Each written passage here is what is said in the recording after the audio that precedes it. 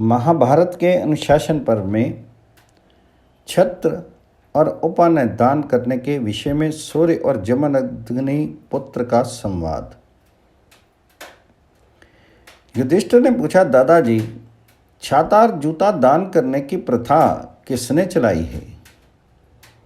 मैं देखता हूँ अनेकों पुण्य अवसरों पर इसका दान किया जाता है, अतः इस विषय का यथार्थ वर्णन सुनने की इच्छा हो रही है। तो भीष्म जी ने कहा, राजन, छाता और जूते की उत्पत्ति तथा उसके प्रचार की वार्ता में विस्तार के साथ बता रहा हूँ, सुनो। इन दोनों वस्तुओं का दान किस प्रकार अक्षय होता है तथा ये किस प्रकार पुण्य की प्राप्ति कराने वाली मानी गई है, इसकी भी चर्चा करूँगा। इस विषय में जमदग्नि और भगवान सूर्य का संवाद प्रसिद्ध है। पूर्व काल की बात है, एक दिन भृगुनंदन जमदग्नि जी धनुष चलाने की क्रीड़ा कर रहे थे। वे बारंबार धनुष पर बाण रखकर उन्हें फेंकते और उनकी पत्नी रेणुका उन तेजस्वी बाणों को ला ला कर दिया करती थी।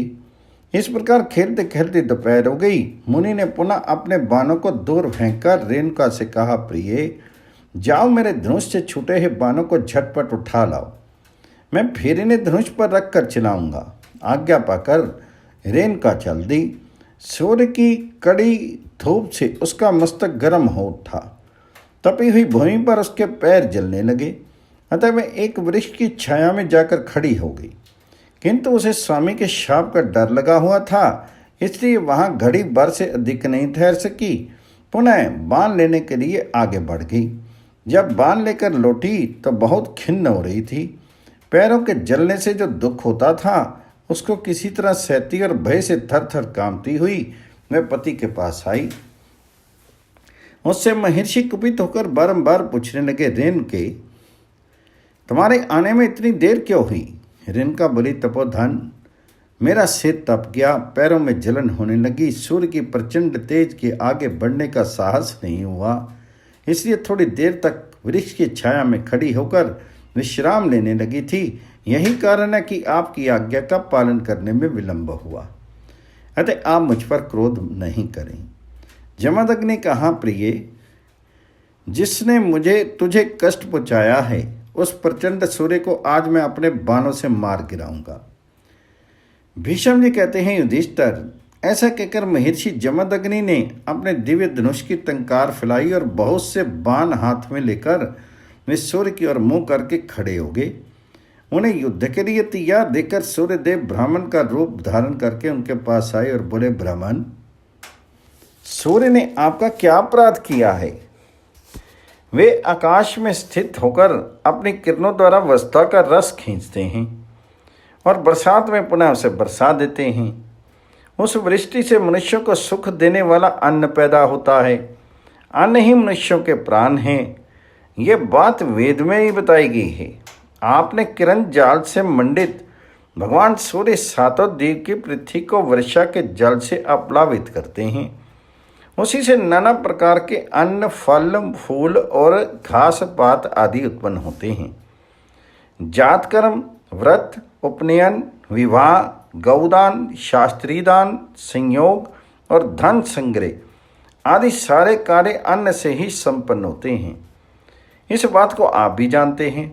भला सूर्य को मार गिराने से आपको क्या लाभ होगा? अतः मैं प्रार्थना पूर्वक आपको प्रसन्न करना चाहता हूँ। कृपया सूर्य को नष्ट करने का संकल्प छोड़ दीजिए। सूर्यदेव के यों प्रार्थना करने पर भी अग्नि के समान तेजस्वी जमदग्नि मुनि का क्रोध शांत नहीं हुआ। वे कहने लगे, मैं ज्ञान दृष्टि से पहचान गया हूँ, तुम ही सूर्य हो, अतः आज दंड देकर तुम्हें अवश्य विनय सिखाऊंगा।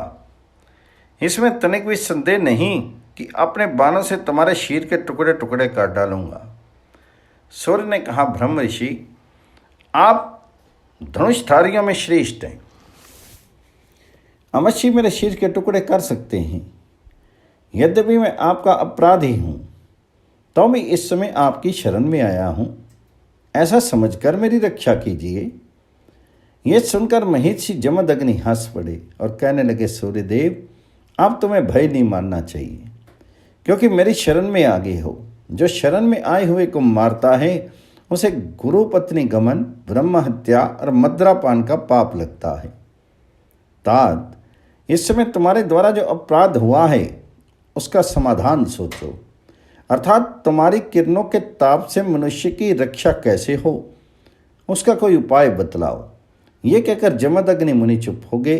तब सूर्य ने उन्हें छत्र और उपाने देते हुए कहा, महर्षि, यह छत्र मेरी किरणों का निवारण करके मस्तक की रक्षा करेगा और चमड़े के बने हुए ये एक जोड़े जूते आपके पैरों को जलने से बचाएंगे। आप इन्हें स्वीकार कीजिए। आज से संसार में प्रत्येक पुण्य के अवसर पर छातार जूतों का दान प्रचलित हो जाएगा तथा इसका फल भी अक्षय होगा। तब भीष्म जी कहते हैं, युधिष्ठिर, इस प्रकार सबसे पहले भगवान सूर्य ने ही छाता लगाने और जूता पहनने की प्रथा जारी की। इन वस्तुओं का दान तीनों लोकों में पवित्र माना गया है।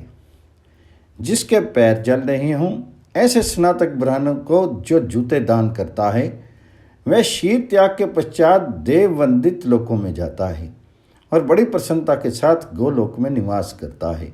भरत श्रेष्ठ, तुम्हारे प्रश्न के अनुसार मैंने ये छत्र और जूते दान करने का पूरा फल बतलाया है।